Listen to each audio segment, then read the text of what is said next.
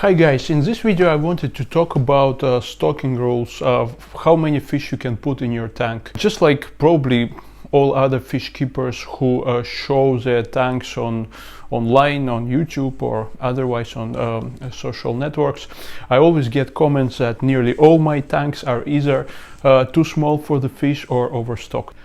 Probably the most hilarious comment was on this tank. You can see its picture. The video on this tank I posted about a year ago on this YouTube channel, and this is approximately a 60 or 65 gallon tank. It only had two juvenile alto mangoes, no other fish. It had two canister filters filled with biological media, and it had lots of riparian plants consuming all the nitrates, so I actually had almost zero nitrates in that tank. Nevertheless, somebody commented that the tank is just far too small for the fish. I get similar comments on this tank, which you can see behind my back. So where do our standards on stocking levels actually come from? The most interesting thing is that the rules and standards on stocking levels of your fish tank have changed throughout the history of hobby quite significantly. So if you have been in the hobby for as long as I have been, and I've started keeping fish from approximately the early 1990s when I was still a teenager, and this book was pretty much a Bible for any fish keeper at that time. I think it was published in the late 1980s. Yes, it was published in 1987. It's a mini atlas of freshwater fish by Dr. Herbert Axelrod, and basically this is kind of an identification guide. It has lots of great colorful pictures. For the time when it was published, this book was certainly a masterpiece and probably the best book available on the market about freshwater fish. It also has probably like 1/3 of the book dedicated to fish keeping, so it has lots of information about maintaining your freshwater tank and so on. So back in the days, back in the 1990s, when there was no internet, when there was no Facebook, no fish keeping forums where you can ask a question, books such as this one would be the only source of information we had on lots of things related to fish keeping, and it was the same thing for me. So this was kind of an absolute guidebook for me when I started fish keeping, and it has remained quite an important source of information up until the days when internet appeared. So what Herbert Axelrod actually recommends in terms of fish stocking levels in your tank, probably something that most of us nowadays will be quite critical of. So as an example of stocking level, he uses a tank with the following dimensions: 90 centimeters long, which is 3 feet. Yes, that long, 3 feet long tank with a width of 20 centimeters. Relatively narrow tank, it's less than 1 feet. And for the tank with that dimension, I would guess that would be about 100 liters tank, maybe like 30 US gallons, something like that. He actually recommends keeping in that tank 28 fish approximately. So he recommends keeping the 6 neon tetras, 12 mixed barbs, each 5 centimeter long, 4 gourami type of fish, 8 centimeter long, relatively large fish, 2 corridors. I don't know why 2 corridors, they usually live in groups, but nevertheless, and 4 adult angelfish. You can imagine adult angelfish would be approximately this size, and keeping that many fish in this relatively small, like 100-liter tank seems absolutely obnoxious today. And he actually adds on the same page, I can leave a page number for you if you're interested, that if you actually provide proper aeration, so if you have an air stone, you can increase the number of fish that you can keep in that tank. So back in the days, that certainly the rules of stocking your fish tanks were different, and we all, if you keep fish as long as I do, probably remember that we would keep many more fish in our tanks, smaller tanks, that we do today, and we had much worse equipment in terms of filtration, all sorts of other chemicals available to us nowadays to improve water quality. So later on, the rules on and standards on stocking your tank have changed a bit, and probably the most widely used and accepted to this day is so-called 1 inch per gallon rule, or in centimeters, I think it's like 3 centimeters for 3 liters of water.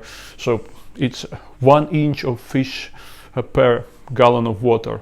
This is what we normally expected to use when stocking our tanks, and this is what still a lot of people are using. So these rules actually started emerging, to the best of my memory, in 2000s and further on, when there was already internet. And so back in the days when inch per gallon rule became popular, I was using this rule for quite a lot of time. But over the time I realized that this rule makes little sense, because it doesn't consider bioload of individual species. It also doesn't consider individual species requirements towards space. And this is when I stopped completely relying on this rule, and I've started relying on something that I would call a balance between bioload and individual species requirements of space. So what this means, and why this gallon per inch rule doesn't really work, at least for me. When we talk about this gallon per inch rule, we don't really consider individual bioload capacities of our fish. So for example, if we take a 15 centimeter long pleco, just any kind of pleco, 15 centimeter is just like this, so it's an averagely sized pleco, probably fully grown bristlenose pleco, or semi-adult of some other larger species of plecos. And we take an adult angelfish, which would be about the same length.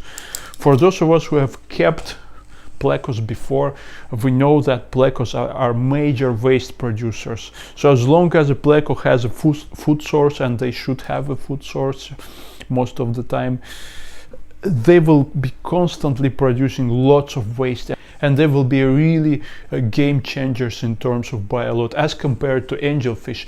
Angelfish do not produce as much bioload as plecos do. So basically, if we use the same standards, same stocking standards for plecos and for angelfish, we will end up with very different levels of bioload in our tank, and it's likely to end up in disaster, because you won't be able to keep the same number of large plecos in your tank as, for example, angelfish. And you also probably don't really need as many plecos in your tank, because they're not really schooling or shoaling fish, unlike angelfish, which you would prefer to keep in a group. They look better in the group, and they behave more naturally.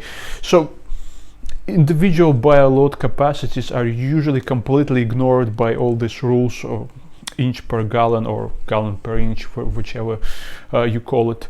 So I'll give you an example of my own tank. This is a 120 gallon or 460 liter tank with a sound. Currently it has the following population. It has 7 Altomangels. 2 of them are actually juveniles. I bought them about a month ago. 1 semi-adult Monocapuro angel, and 7 sub-adult disc. Also, there is 1 hoplo catfish. It sounds like there's a lot of fish. It doesn't look like there's a lot of fish, right? But it sounds like there is a lot of fish. But nevertheless, I actually have very light bioload in here. How do I know? I wash my filter sock on my sump once per week. And generally it's not even clogged, it's not overflowing. It has some muck on it, it has some dirt in it, and I just wash it, but it's nowhere near overflowing. About half a year ago I had a slightly different population in this tank, and you can see a link here. I used to have here 5 Altomangels, same 5.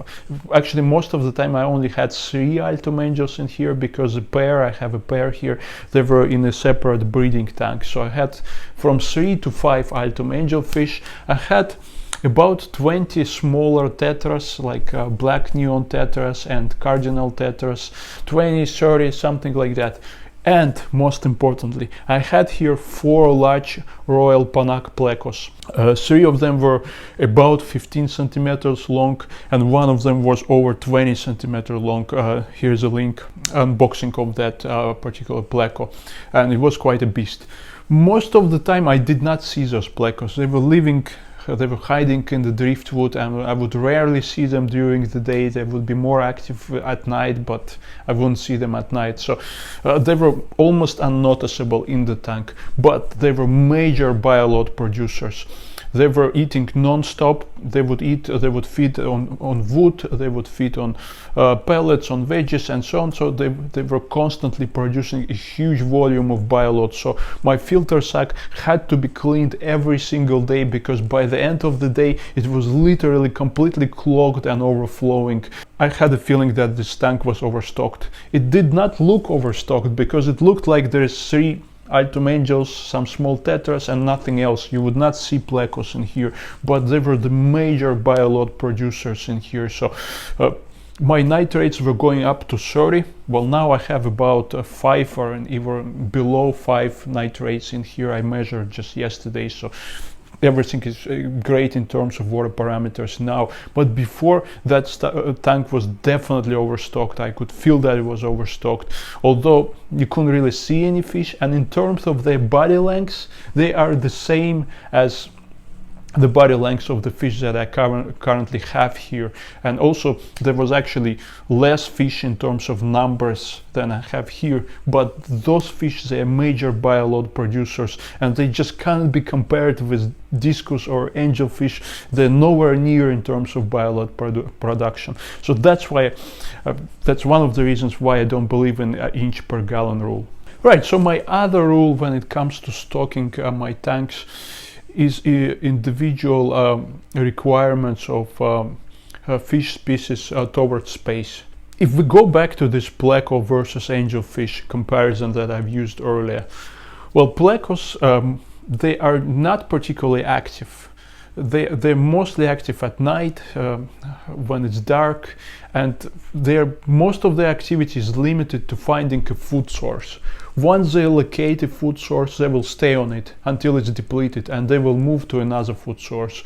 And they need some hiding places nearby. So that's most of the activities that they have. They're not going to swim around the tank like a school of Danios or like a school of Neons, nothing like that.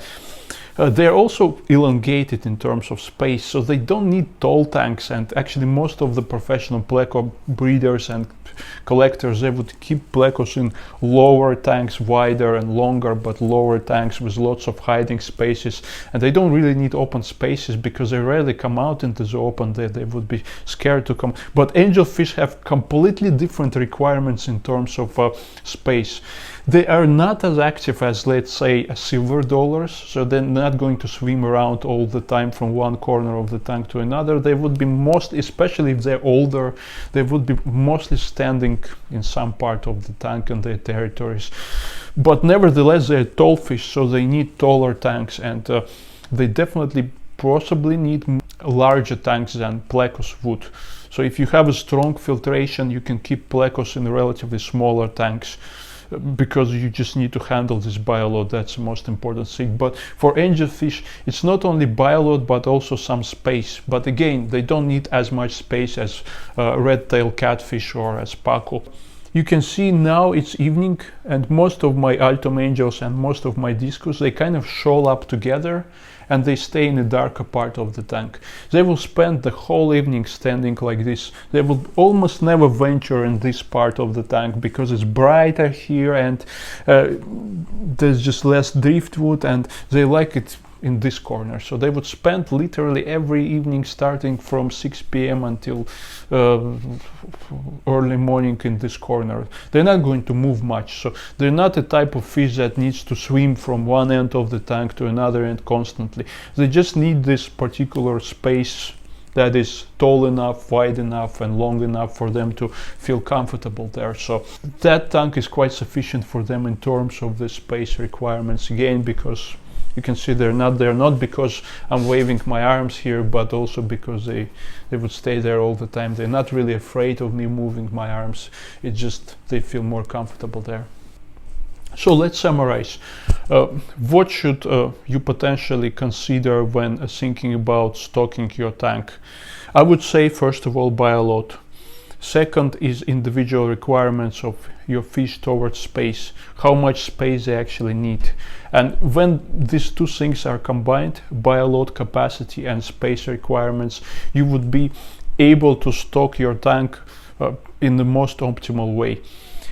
There's no certain rule that applies to most of these tanks. At least I couldn't figure out any certain rules that I could use with efficiency in every single tank. It all depends on a case-by-case level. You need to make individual decisions, and you kind of need to know the capacity of your systems, of all your systems. When I talk about system, I don't just mean the size of this tank, but I also mean the filtration, the capacity of your filtration, your water change regimen, how often do you change water, and what type of fish you have in this tank. So it's a kind of a combination of a number of factors that you need to consider.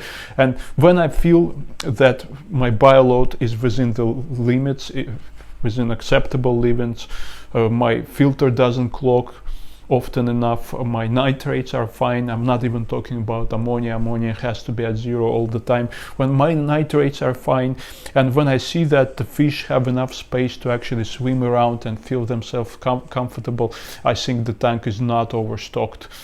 Yes, it might seem that you have tons of fish, but they find sufficient individual room in your tank. If your bioload is under control, your water parameters are great, you're doing great. That's the most important thing to consider. It's always different in different tanks with different fish, so you kind of always have to take individual decisions here rather than relying on someone else's opinion or people judging your tank online, because they may not know what exactly you have in your tank. They may not see your filtration system, they may not know about your water change regimen. So yeah. Alright, so I hope this video was useful. Leave your comments in the comment sections about your opinions on stocking levels, and whether do you follow a certain rule or you use something like I do when you make individual judgments. So I'll see you in further videos.